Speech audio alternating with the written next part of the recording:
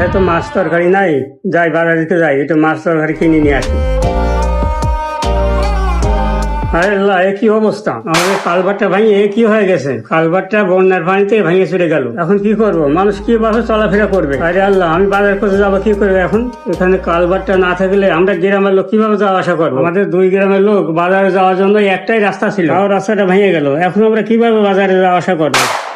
দেখি মাধব সাহেবকে এই বিষয়টা জানাইতে হবে। এই রাস্তায় কালভার্ট না থাকলে তাহলে তো আমরা বাজারে যাওয়া আসা করতে পারবো না। এই চাচা, চা দিয়েন। হ্যাঁ বাবা, চা দিচ্ছি, দাঁড়াও। কি হয়েছে চাচা, আপনি এত চিন্তিত কেন? আর বাবা বলো না, আমাদের গ্রামে কালভার্টটা ভেঙে গেছে।